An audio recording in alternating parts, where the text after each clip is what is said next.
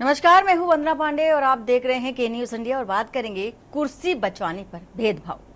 मोदी 3.0 का पहला केंद्रीय वित्त मंत्री निर्मला सीतारमण ने मंगलवार को बजट पेश कर दिया और सत्तारूढ़ राष्ट्रीय जनतांत्रिक गठबंधन यानी कि एनडीए के सहयोगी दल इस बजट को ऐतिहासिक बताते हुए कह रहे हैं कि इसी से विकसित भारत की आधारशिला बनेगी। वहीं विपक्षी इंडिया गठबंधन के दलों ने इसे जनता से धोखा कुर्सी बचाने का बजट करार दिया है। इंडिया गठबंधन बजट के विरोध को लेकर तमाम तरह के सुर भी आलाप रहे हैं। जहां एकजुट भी दिख रहा है तो वहीं बजट के विरोध में आगे की लड़ाई पर गठबंधन में विभाजन भी दिखाई दे रहा है। तमिलनाडु के मुख्यमंत्री और डीएमके नेता एमके स्टालिन ने बजट के विरोध में नीति आयोग की बैठक का बहिष्कार करने का ऐलान कर दिया। डीएमके के साथ कांग्रेस और आम आदमी पार्टी ने भी साफ कर दिया कि उनके मुख्यमंत्री भी 27 जुलाई को होने वाली नीति आयोग की जो बैठक है उसमें शामिल नहीं होंगे। झारखंड के मुख्यमंत्री और जेएमएम नेता हेमंत सोरेन की भी नीति आयोग की बैठक में शामिल न होने की संभावनाएं जताई जा रही हैं। दरअसल केंद्रीय बजट में राज्यों की हकमारी और भेदभाव का आरोप लगा। इंडिया गठबंधन ने मोदी सरकार के खिलाफ मोर्चा खोल दिया और आज इंडिया गठबंधन के सांसद संसद भवन परिसर में प्रदर्शन करने की बात कर रहे हैं। इसके बाद नीति आयोग की जो बैठक होने वाली है 27 जुलाई को, तो बैठक का बहिष्कार करने का भी फैसला बना लिया है। लेकिन इस मुहिम के शुरू होने से पहले ही ममता बनर्जी ने अलग लाइन लेकर एक बार फिर इंडिया गठबंधन को झटका दिया है। तृणमूल कांग्रेस प्रमुख और पश्चिम बंगाल की मुख्यमंत्री ममता बनर्जी ने स्पष्ट कर दिया है कि वो नीति आयोग की बैठक में शामिल होंगी। वो नीति आयोग की बैठक से एक दिन पहले ही राष्ट्रीय राजधानी दिल्ली पहुंच जाएंगी।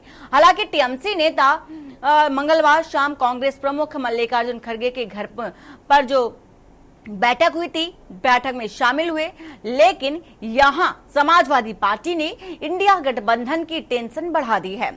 खड़गे के घर पर हुई बैठक में समाजवादी पार्टी का कोई नेता शामिल नहीं हुआ। इससे भी गठबंधन को लेकर के संशय के जो बादल हैं वो मंडराते हुए दिख रहे हैं।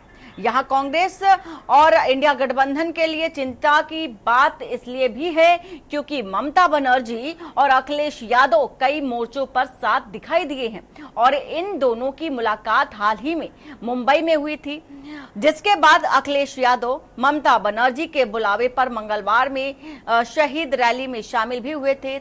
और तृणमूल कांग्रेस और समाजवादी पार्टी दो बड़े राजनीतिक दल हैं जिन्होंने लोकसभा चुनाव में अपने बूते पर अपने अपने राज्यों में बेहतरीन प्रदर्शन किया है और यही दो दल इंडिया गठबंधन की बाह मरोड़ने की ताकत भी रखते हैं।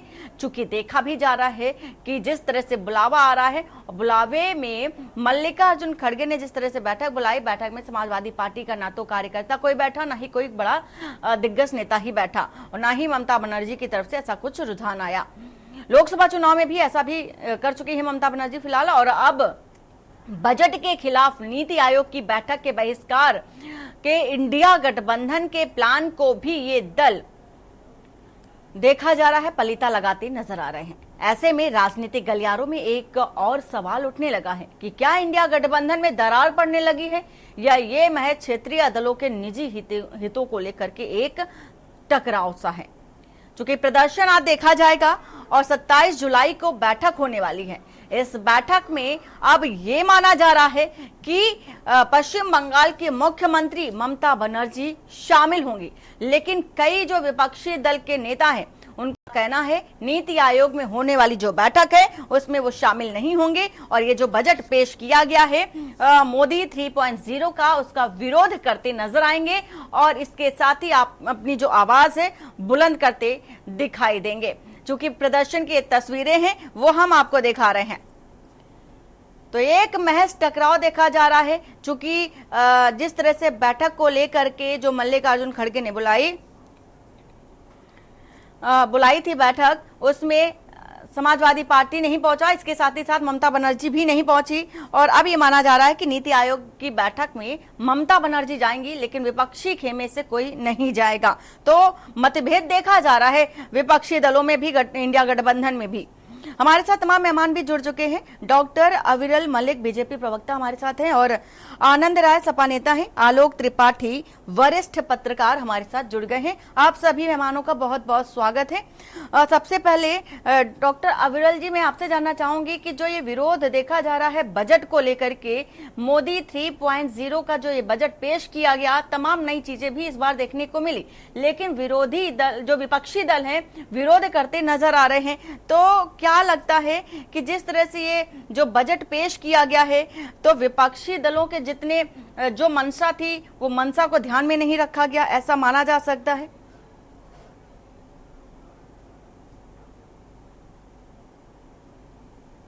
आ रही है आप तक? जी जी, देखिए, जिस प्रकार से विपक्ष की बात है, तो इनका मुख्य कार्य यही है कि आरोप लगाएं।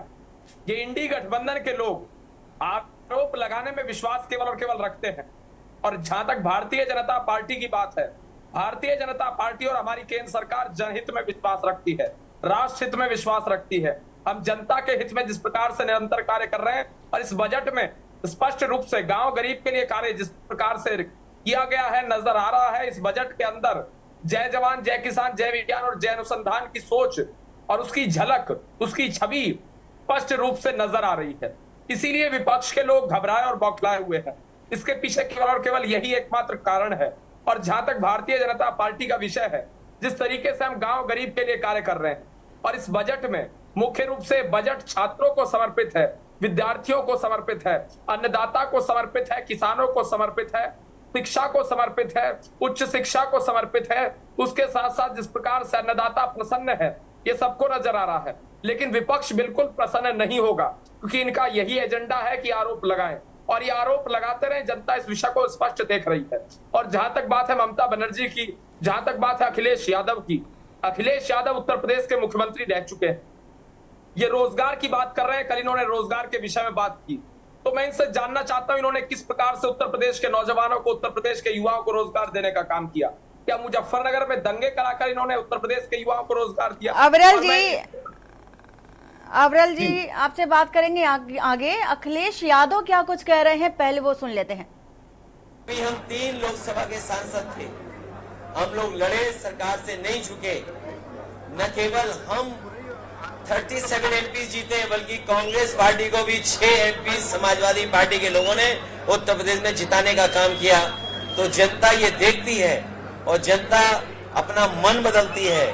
हो सकता है जनता ने वो बात न समझी हो, लेकिन आज जिस तरह का सरकार का व्यवहार है, कल जगन की पुरानी बातों को वो महसूस करेंगे, पुरानी पॉलिसीज को वो याद करेंगे, पुराने कार्यक्रम को वो याद करेंगे, फिर एक बार उनके साथ खड़े दिखेंगे।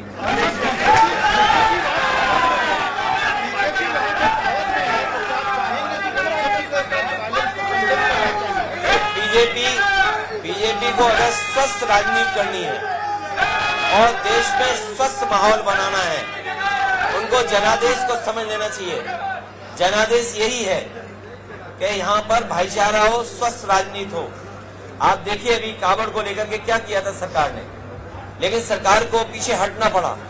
जनता स्वीकार नहीं कर रही है, जनता वायलेंस को पसंद नहीं कर सकती, जनता कभी भी नहीं चाहेगी कि एक दूसरे की जान ले कोई। अखिलेश जी, आपने यहाँ पे वीडियोस देखे अभी, और बहुत सारी पार्टियां ऐसी हैं जो आपके साथ हैं। क्या अपील आप उनसे करना चाहेंगे कि वो आगे देखें या साथ दें? मैं साथ हूँ, क्योंकि ये देखना जरूरी है कि अगर सत्ता परिवर्तन होता है तो क्या अन्याय किस सीमा तक चला जाता है। हमारा इस एग्जीबिशन में आने का मकसद यही है कि कल मुख्यमंत्री जगन थे, आज दूसरे हैं, कल कोई और भी होगा। तो ये वर्कर के साथ अन्याय नहीं करना चाहिए।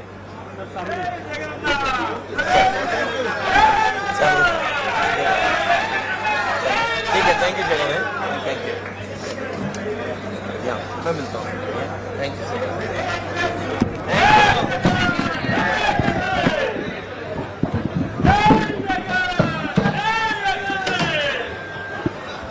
तो सुन रहे थे आप अखिलेश यादव को, जिन्होंने कहा कि बीजेपी को स्वस्थ राजनीति करनी है, स्वस्थ माहौल बनाना है, लेकिन जनता को भी समझना होगा। जिस तरह से जो आंकड़े आए हैं लोकसभा के चुनाव में, उसका जिक्र करते हुए अखिलेश यादव ने कहा कि जो जनता है, जो जनता का रुझान, वो भी समझना होगा। आनंद जी, जिस तरह से अभी आप अखिलेश यादव को भी सुन रहे थे और उन्होंने ये कही, ये बड़ी बात है कि स्वस्थ राजनीति की बात कही, स्वस्थ माहौल बनाने की भी बात कही कि बीजेपी का ये प्रयास रहता है कि वो स्वस्थ माहौल बनाए, लेकिन जनता को भी समझने की बात कह दी और लोकसभा का जो चुनाव है उसका भी जिक्र कर दिया। बजट को लेकर अगर बात करें तो बजट में भी देखा जा रहा है कि जो विपक्षी खेमा है लगातार सुर पर सुर मिलाए विरोध प्रदर्शन कर रहा है। आखिर ऐसा क्यों है? देखिए, इनकी नीयत में खोट है, भारतीय जनता पार्टी की नीयत में खोट। वो जो उनके गठबंधन दल उनके साथ हैं, उनको आप आर्थिक पैकेज दे रहे हैं, विशेष पैकेज दे रहे हैं। क्या और प्रदेश नहीं है इस देश में कि उनको आप किनारा कस कर दे रहे हैं कि महाराष्ट्र नहीं है, कि उत्तराखंड नहीं है, कि उत्तर प्रदेश नहीं है? तो इनकी नीयत में खोट दिख रही है कि जो इनके साथ है, जो सरकार चलाने में सहभागिता दे रहे हैं, वो उनके साथ हैं। मैं पूछना चाहता हूँ, किसानों की एमएसपी की बात आप कर रहे थे माननीय प्रधानमंत्री मोदी जी, आपने एमएसपी के पर क्या किया? इस वित्त में आपने किसानों के लिए क्या किया? जो किसान शहीद हो गए, घंटों नहीं, महीनों नहीं, 6-8 एक साल धरने बैठे रह गए, वो मर गए, वो शहीद हो गए, उनके लिए आप क्या किया? आप किसानों की बात करते हैं क्या? किसान तो अन्नदाता है। आप किसान की आय दुगनी करने की बात करते थे। आप किसानों की, और आज से नहीं, ये जब से सरकार में तब से किसान की आय दुगनी कर रहे हैं।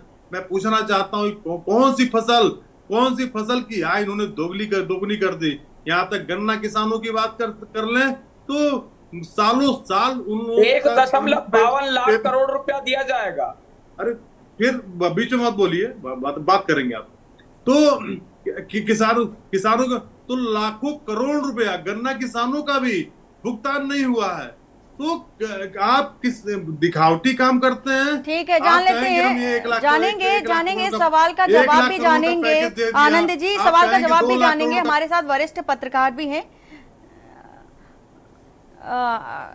एक वक्त हो चला है ब्रेक का। ब्रेक के बाद आलोक जी आपके पास सीधा आते हैं। बात यहाँ पर बजट की हो रही है और कुर्सी बचाने की चर्चा हो रही है कि इस बजट के माध्यम से भारतीय जनता पार्टी जो केंद्र की सरकार है वो कुर्सी बचाने का काम कर रही है। लौटेंगे एक बार फिर से, ब्रेक का वक्त हो चला है, लौटते हैं ब्रेक के बाद।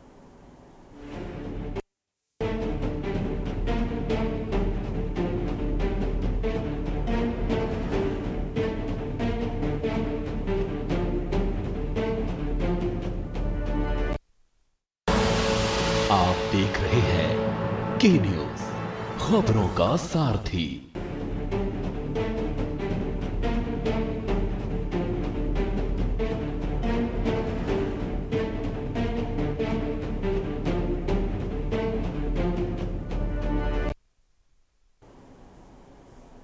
ब्रेक के बाद आपका स्वागत है और बात कर रहे हैं कुर्सी बचाने को भेदभाव। हमारे साथ तमाम गेस्ट भी हैं, उनसे हम बात कर रहे थे। आलोक त्रिपाठी जी हमारे साथ है, वरिष्ठ पत्रकार। आलोक जी, जिस तरह से देखा जा रहा था बजट को लेकर के कि बजट में गवर्नेंस से राजनीति दिखी और राजनीति के मकसदों को पूरा करने की जो कोशिश थी वो दिखी, लेकिन ये भी माना जाए जिस तरह से एनडीए सरकार को इस पूरे बजट को लेकर के प्रमुख रूप से जो 2 राज्य बताए जा रहे थे उस पर फोकस ज्यादा किया जा रहा था, तो कहीं ना कहीं समझौता करने की भी बात कही जा रही है।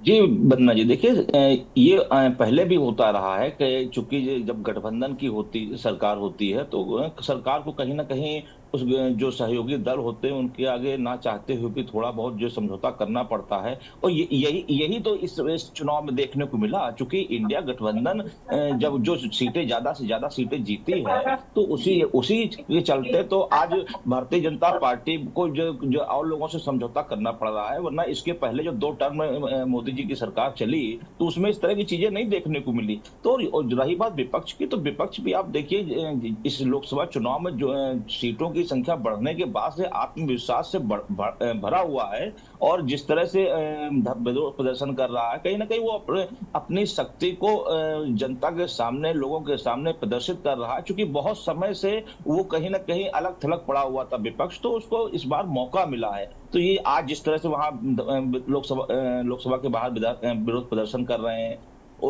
आरोप लगा रहे हैं बजट को लेकर के, या अन्य गठबंधनों को लेकर के कि वहां दे दिया, ज्यादा बजट दे दिया, हमारे यहाँ नहीं दिया, तो ये सब चीजें तो सरकार और सहयोगी दलों के बीच ये सब चीजें चलती रहती हैं। लेकिन अगर हम राजनीति को अलग कर दें तो अलग सोच होगी, लेकिन कहीं ना कहीं चूंकि सभी राजनीतिक दल हैं और सभी की अपनी अपनी महत्वाकांक्षाएं हैं, और उस महत्वाकांक्षाएं के चलते अपनी पार्टी को जो फीडबैक रहता है, अपनी पार्टी का जो बाहर जनता के सामने एक मैसेज देना रहता है, उसके चक्कर में ये सब चीजें करनी पड़ती है, चाहे मजबूरी भी कह सकते हैं इसको राजनीतिक दलों की। लेकिन कुल मिलाकर के सरकार ने जो कल बजट पेश किया उसके बाद विपक्ष पूरी तरह से हमलावर है, और आज का पूरा सदन आज विपक्ष ने अपने नाम कर लिया, और ये मैसेज दिया कि अब विपक्ष वो पहले जैसा जो दो टर्म में दिखा उस तरह का विपक्ष नहीं है, बहुत सशक्त विपक्ष है। बिल्कुल सशक्त विपक्ष तो है, लेकिन इस बार जो इस तरह से नीति आयोग की जो बैठक होने वाली है उस पर भी मतभेद देखे जा रहे हैं, भेदभाव देखे जा रहे हैं इंडिया गठबंधन में। जिस तरह से ममता बनर्जी ने कह दिया कि वो तो जाएंगी, लेकिन अलग जो दल है वो मान रहा है कि वो इस बैठक में शामिल नहीं होगा। तो कहीं ना कहीं ये भेदभाव भी देखा जा रहा है, आपसी मनभेद भी देखा जा रहा है। जी देखिए, राजनीति में चाहे इंडिया गठबंधन की बात कर लें तो विभिन्न दल शामिल हुए हैं, और उसमें समाजवादी पार्टी और टीएमसी बड़ा इस बार रोल अदा कर रहे हैं। तो उनको लगता है, और रही बात अगर ममता बनर्जी की, तो ममता बनर्जी अगर उस नीति आयोग की बैठक में जाएंगी भी तो ऐसा नहीं कि वो वहां जाकर के उस आयोग के पक्ष में बात करने लगेंगी। वो जिस तरह की उनके नेचर है वो वहां जाकर के भी अपनी ही बात करेंगी। हाँ, कई बार क्या होता है, राजनीतिक दलों को, जो क्षेत्रीय दल है, उनको अपनी अहमियत भी दिखानी रहती है, क्योंकि कांग्रेस एक राष्ट्रीय पार्टी है और बड़ा दल है, तो उसके साथ में उनका जो समझौता है, क्योंकि फिर चुनाव होने वाले हैं, कई प्रदेशों में चुनाव होने वाले, कई ऐसी स्थितियां बनती हैं जिसमें जो क्षेत्रीय दल है उनको समय समय पे अपनी अहमियत दिखानी पड़ती है। बिल्कुल बिल्कुल सही बात है कि समय समय पर अहमियत दिखानी होती है। हमारे साथ डॉक्टर चारू मल्होत्रा भी है, कांग्रेस नेता है हमारे साथ। चारू जी, आपसे जानना चाहूंगी, जिस तरह से जब बजट पेश हुआ, बजट पेश होने के बाद विपक्षी खेमे से विरोध के सुर भी अलापने शुरू हो गए थे, और आज भी देखा जा रहा है विरोध प्रदर्शन जोरों शोरों से चल रहा है। क्यों विरोध किया जा रहा है? कुर्सी बचाओ बजट, ये कैसे माना जा सकता है जिस तरह से आपकी तरफ से, इंडिया गठबंधन की तरफ से ये नारा लगाया जा रहा है? देखिए, जहां तक मेरा कांग्रेस की तरफ से सवाल है वो ये कि ये पहली बार ऐसा हो रहा है काफी सालों के बाद कि विपक्ष इतने आत्मविश्वास से भरकर अपनी बात को रख रहा है। इससे पहले कभी ऐसा नहीं हुआ, मनमानी चलती रही। जैसा बजट पेश हुआ और अखबारों के माध्यम से भी ज्यादा विरोध प्रदर्शन ना हो पाया, लेकिन अब की बार चूंकि सशक्त विपक्ष आया है, और शायद यही प्रजातंत्र की एक, मैं समझती हूँ, जीत है कि हम अपने मत को रखने के लिए अपने रिप्रेजेंटेटिव्स के द्वारा वहां रखने में सफल हुए हैं। तो क्या आप सशक्त हैं इसलिए विरोध कर रहे हैं? जी, क्या आप इस बार सशक्त हैं, मजबूत हैं, इसलिए विरोध कर रहे हैं? नहीं, विरोध इसलिए है कि पहली बार सशक्त होने की वजह से ये हमें बोलने का मौका दे रहे हैं। इससे पहले तो अगर कोई आवाज उठती भी थी तो उसको इग्नोर करके ये जो रूल पास करना चाहते थे, जो भी नीतियों को पास करना चाहते थे, वो कर लेते थे। इससे कोई फर्क नहीं पड़ता था कि आपका विपक्ष उसका विरोध कर रहा है या वो बहिष्कार कर रहा है। लेकिन अब की बार, शायद इस बार वर्तमान सरकार को इस बात का सामना करना पड़ेगा कि मनमानी नहीं करनी पड़ेगी, बल्कि जनता को लेकर, उनकी सोच को लेकर, उनकी जरूरतों को लेकर ध्यान में रखकर आपको आगे की कार्रवाई करनी होगी। ये बार बार कह रहे हैं कि भविष्य को रख के हम बजट बनाया है, लेकिन आप अगर 10 साल पुराना आगे की स्कीम बना लेते हैं तो पता चलता है कि 5 साल तक तो जनता पिस रही है। आपने 10 साल की दूरदृष्टि रखते हुए बजट बनाया, तो वर्तमान में जो लोग हैं वो क्या करेंगे? तो जो भी नीतियां हैं, जो भी आपने बजट को निर्धारित करके चीजें बनाई हैं, वो उतने टाइम बाउंड की होनी चाहिए जिससे कि आम जनता उस चीज का लाभ उठा सके। अच्छा, एक और बात जानना चाहेंगे जहाँ चारू तक जी कि महिलाओं आप की बात विरोध तो है- आप कर रहे हैं, विरोध आपके खेमे से विरोध प्रदर्शन किया जा रहा है, पूरा इंडिया ब्लॉक कर रहा है, लेकिन क्यों कर रहा है? क्या बजट में होना चाहिए था जिसको लेकर के आप विरोध प्रदर्शन कर रहे हैं? देखिए, बजट में बहुत सारी बातें ऐसी हैं जिसमें मुझे अब तक समझ में आया वो ये कि सारे जो प्रोजेक्ट हैं उसके अंदर इन्होंने कोशिश ये की कि रोजगार परत हो, लेकिन इंफ्रास्ट्रक्चर कहाँ है? रोजगार की बात करी जाती, जो आंकड़े दिए गए हैं वो कहाँ से टैली हो रहे हैं, कितने लोगों को रोजगार मिल चुका? और अगर हम शिक्षा की भी बात करें तो उसमें आप देखिए कि हर चीज में लिखा है कि अब शिक्षा आसान हो गई, शिक्षा आदमी के हाथ में हो गई। आप मुझे बताइए, क्या ऋण लेके, एजुकेशन लोन लेके हम शिक्षा को अपने हाथ में करेंगे? आपने 6% जीडीपी की बात कही थी कि हम इतना जो है वो शिक्षा में खर्च करेंगे, लेकिन आप देख लीजिए 3% भी इस्तेमाल नहीं हुआ। शिक्षा में जो इंफ्रास्ट्रक्चर बनना चाहिए था, नई शिक्षा नीति के अंतर्गत जो रोजगार परक शिक्षा पे जोर दिया गया था, क्या वो सफल हो पाए? तो पीछे की भी तो चीजें देखिए कि आपने जो रखा। ठीक है, इस पिछले बात बजट का में- जवाब जान लेते हैं, इस बात का जवाब अविरल जी हमारे साथ हैं। अविरल जी, चारू जी जो कह रहे हैं उसका जवाब दे दीजिए। जी, शिक्षा स्वास्थ्य देखिए, की बात सबसे अभी पहले थोड़ी देर किसानों पहले की- आप कर रहे थे, थोड़ी देर पहले शिक्षा और स्वास्थ्य की बात आप कह रहे थे कि बजट में इन सब चीजों को ध्यान में रखा गया, लेकिन उसी बात को लेकर के विरोध भी देखा जा रहा है और सवाल भी आप पर उठाए जा रहे हैं, तो जवाब दीजिए। देखिए, कृषि के क्षेत्र में जिस प्रकार से प्रश्न उठाए गए, तो मैं इस विषय को स्पष्ट कर देता हूं। 1.52 लाख करोड़ रुपए कृषि और उसके संबंधित क्षेत्रों के लिए आवंटित किए गए, एलोकेट किए गए हैं, दिए जा रहे हैं। नंबर 1, ये रही कृषि के क्षेत्र की बात। नंबर 2, युवाओं के क्षेत्र की जहां तक बात है, युवाओं के हित की जहां तक बात है, तो 1 करोड़ युवाओं को जिस प्रकार से बड़ी कंपनियों में इंटर्नशिप करने का सौभाग्य प्राप्त होगा, अनुभव पाने का सौभाग्य प्राप्त होगा, इस विषय को भी देखा जाना चाहिए। और प्रति माह 5,000 रुपया वो कमाएंगे और इंटर्नशिप के माध्यम से जिस प्रकार का अनुभव उन्हें प्राप्त होगा, और डॉक्टर चारू जी जिस प्रकार से विद्वान हैं, अनुभवी हैं, तो इस विषय को स्पष्ट इन्हें करना चाहिए। ये इनकी जिम्मेदारी है कि ये युवाओं को समझाएं मैं कि किस प्रकार मैं से। इसलिए और कह रही युवा- हूँ आपकी बात के लिए, मैं इस पे एक बात कहना चाहती हूँ, अगर मुझे अनुमति मिले तो। जी बताइए। मैं ये कहना चाहती हूँ कि आप जो कह रहे हैं कि लोगों को बड़े बड़े सेक्टर्स के द्वारा, नवयुवकों को एंटरप्रेन्योरशिप मिलेगी, उनको रोजगार दिया जाएगा। मैं आपको एक बात बता दूं, वर्तमान में भी ये बात है, लेकिन जब किसी भी कंपनी नए रोज पढ़ने वाले बच्चे जब रोजगार के लिए या ट्रेनिंग के लिए जाते हैं तो उनसे उल्टा शर्तें रखी जाती हैं कि आपको इतनी एफडीज करानी है, इतना ये करना है, तब हम आपको सर्टिफिकेट देंगे। अब आप मुझे बताइए कि वो बच्चे जो वहां पे ट्रेनिंग के लिए जा रहे हैं, उन्हें आप अगर 10,000 रुपए, 5,000 रुपए, 20,000 रुपए दे रहे हैं, तो उसके बदले में ऐसी शर्तें रख देते हैं कि जो उनके लिए संभव नहीं होती। आप ट्रेनिंग कर रहे हैं, अभी बच्चा नया नया आया, उसका सेक्टर में, समाज में या उसके इतने लिंक्स नहीं होते, तो घूम फिर के क्या होता है कि वो अपने घर परिवार वालों पे प्रेशर डालता है कि ये मेरे काम, ये टारगेट मेरा अगर पूरा नहीं होगा तो फिर मेरे को ये जॉब नहीं मिल पाएगी।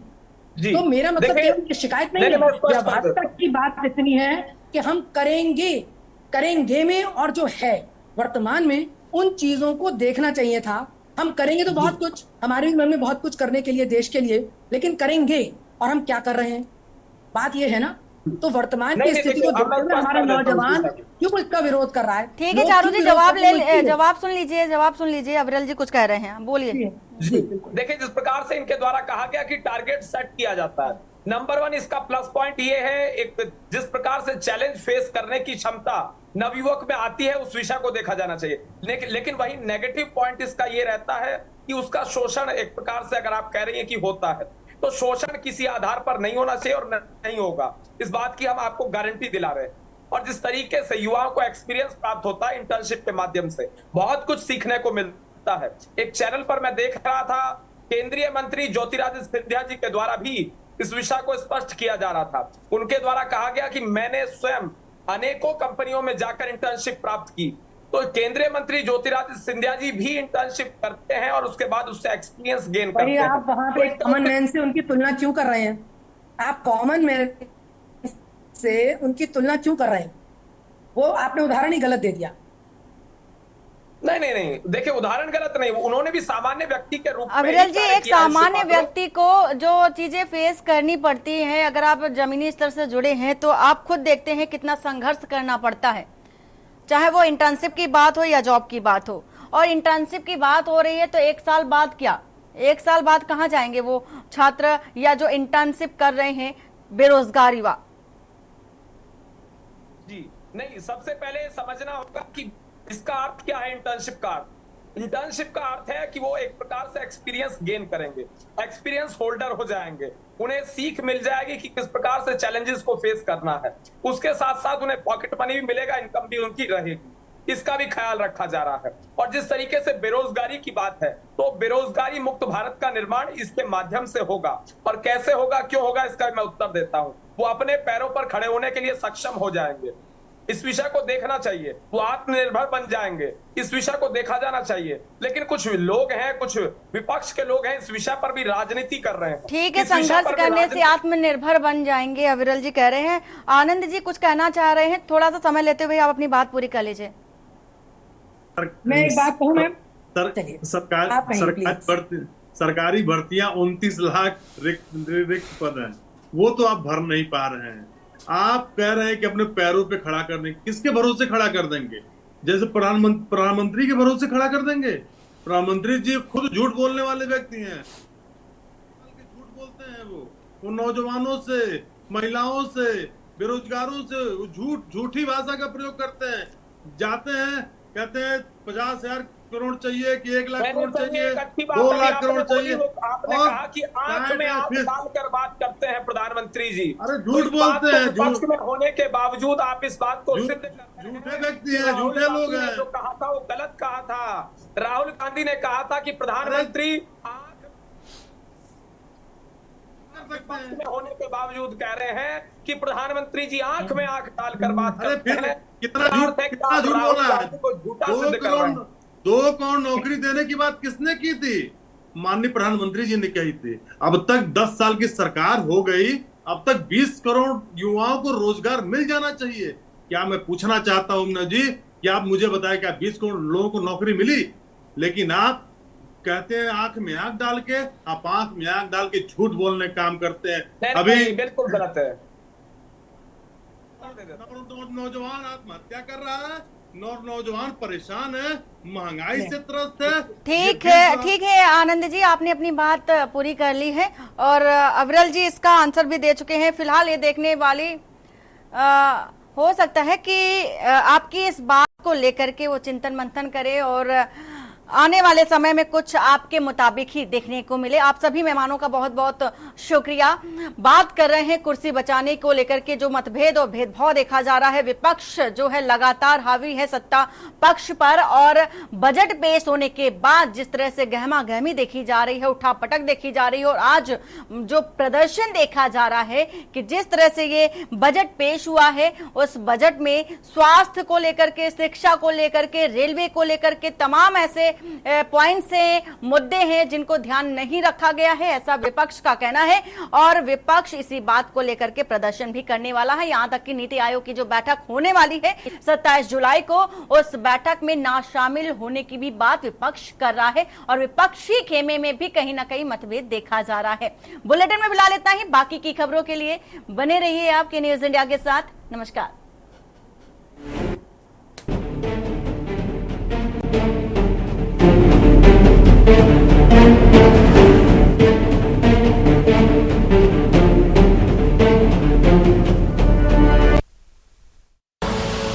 आप देख रहे हैं के न्यूज, खबरों का सारथी।